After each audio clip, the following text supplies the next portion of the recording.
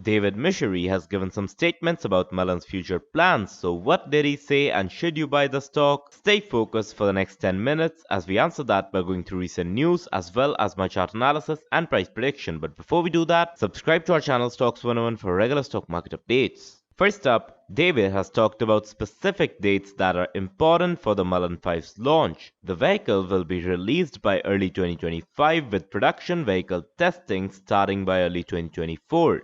David also commented on the iGo and its future in the European market, where he said that they're finalizing deals with major distributors that carry brands like Mercedes and BMW. And a good news is that if the iGo gets good response from customers, Mullen plans to bring it to the United States as well. In our opinion, this will give Mullen exposure to a massive market, growing its user base thanks to the massive e-commerce delivery chain in the United States that could really benefit from such a commercial vehicle. With all that in mind, let's analyze the charts. So as you guys can see right here, we're now in the one-day chart for MULN, and of course, we'll first analyze the one-day chart, then the 1 hour chart, and to end it off, we'll get in the 5-minute chart. But right off the bat, we can see that we've made a reversal scenario on the charts, and this is a great news for the stock. Of course, as you guys can see right here, I will quickly explain what a reversal scenario is.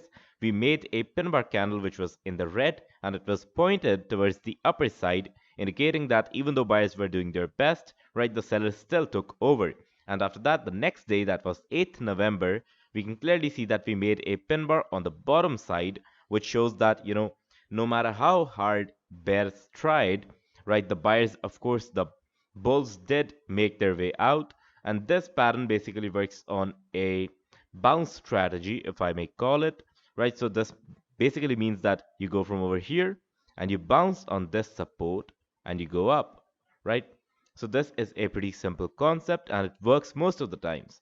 So with that, of course, you can see that we did get a gap up from the price of $0.28 to the price of course, $0.32. Will this gap up sustain? Well, if you ask me, the markets have been, pretty good for the past week, or rather for the past few days, right? The week hasn't ended yet. So it should probably be able to sustain at least for a few candles, but I don't think that such a big gap up will sustain for more than 2 or 3 hourly candles, right? So we will eventually get a pullback. How far will we fall? That's a, you know, difficult question, but I'm certain on one thing, and that is that we won't fall below the $0.3 level today. Of course, we will fall below it eventually, and why is that so? I'll quickly explain. Right, so this, of course, as you guys can see, we were already carrying out a bearish trend, after which we got a massive inflation thanks to a lot of news factors. And now for this deflation trend in the price, we can see that, of course, bearish trends never go straight like this. They always have small pullbacks in there, right? Small breathers for the bulls. And this exactly is what's going to happen now. We're going to get a small breather over here, probably up until $0.35, I would say, right? So let me mark that real quick. You know, 35 cents, and from around 35 cents we might get resisted back around the 30-cent range, right? Of course, I am eyeing the 30 I'm sorry for that, the 30-cent valuation for the stock.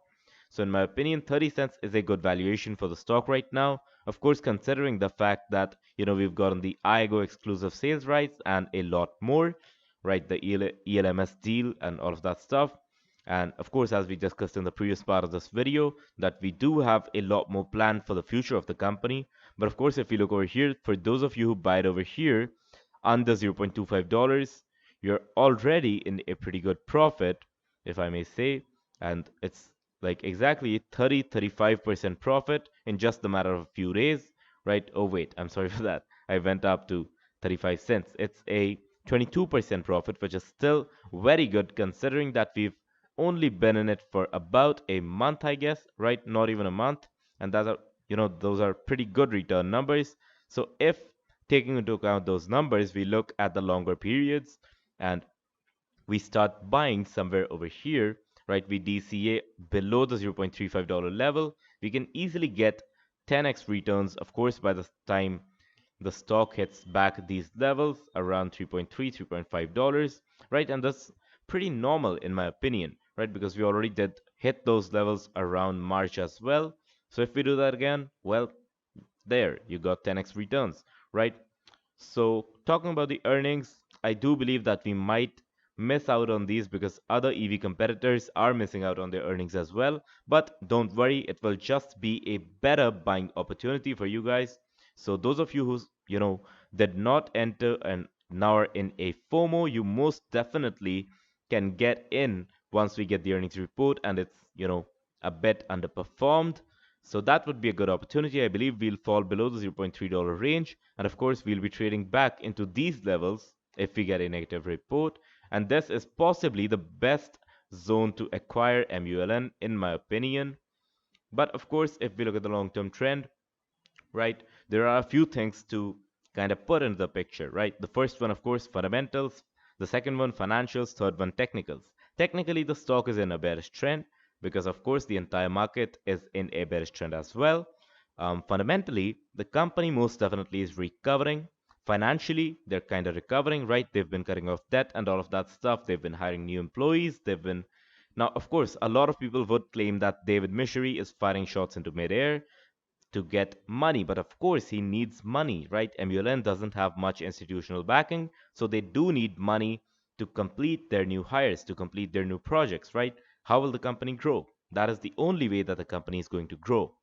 So with that, I remain kind of bullish on the stock. Of course, it is a risky bet, but the risk is worth it in my opinion, not financial advice. But with that being said, let's jump on into the 1 hour chart to analyze what's really going on in these little details. So as you guys can see right here, we're now in the 1 hour charts for MULN, and of course we can see that over here we did get an indication that we will get a gap up. Of course, we did get a bottom over here followed by a green candle, so this kind of indicated that we're forming somewhat of a bull run. Of course, going from these levels as well, we did not make a lower low from this level, right? It was a higher low. Considering that, we can see that we did form a short-term bullish trend, or rather, even if it's a breather, it's still good, right? It just means that the company is healthy and it's not exactly a pump and dump, and as most people claim it to be.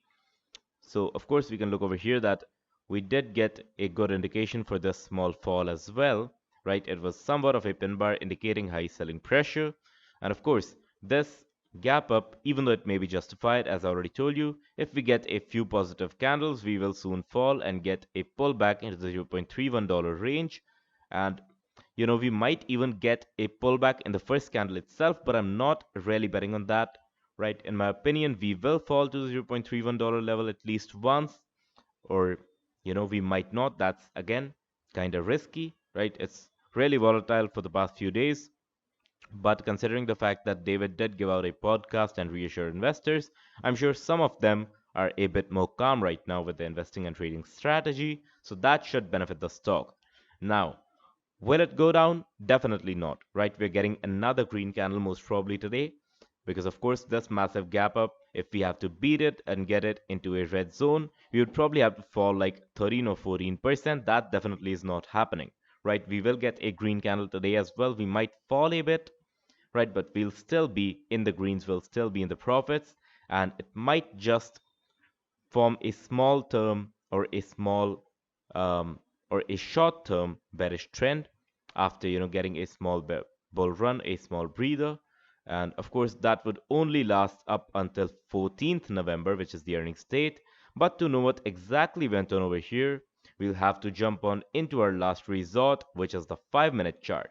So now that we're in the 5-minute chart, I have opened the pre-market charts as well for you guys. And as you can see over here, we've already formed a bull run on the pre-market, right? We did get a pin bar on the upside for, which followed this negative candle. So this kind of indicates that we'll get a gap up, but we will fall down a bit. We've already touched 33 cents, which is great, right? We did get some volume over here. But coming back into the detailed part, we can see that we do have a resistance around 30 cents. Of course, we do have a support over here around 0.275. We did have another resistance over here at 28 cents. We did have a resistance around 28.5 cents, and probably another support around 29 cents. But of course, these levels have all turned into supports for now because we've been very past them. And if we were to analyze the candlestick patterns, of course, in the last moments, we can see that we got the exact same reversal patterns that I discussed in the previous part of this video, right? As you guys can see, we did get a negative followed by a pin bar on the lower side. This is a pin bar reversal, which did turn out pretty well, and we did get a short-term boost. But this over here kind of failed, I would say, right? We were supposed to go down a bit after this, which honestly we did in the pre-market, right? And we did get some selling pressure over here as well. But in the end, we did go up. Now, I'm not saying that MULN should go, down necessarily, but it is important for the stock, and you must understand this, that for any healthy stock to go up, it must go down in the first place as well. And that is basically just how the market works, right? For buyers to exist, in order for buyers to exist, sellers need to exist as well, and that is how volumes work. So with that, I personally do think that it's a good time to buy the stock, but it would of course be a better time to buy the stock if it falls below the $0.3 range, because that of course, the lower you buy, the higher you can sell, because of course it would turn the entire game upside down when it comes to percentages, because the market doesn't work on money, it works on percentages. Remember this. But with that being said, also remember that this most definitely was not financial advice, and you should always do your own research before you trade. If, however, you enjoyed my analysis, be sure to hit the like button. If you did not enjoy it, be sure to hit the dislike button. You can subscribe to our channel Stox 101 for more such videos, and as always, I will see you guys in the next one.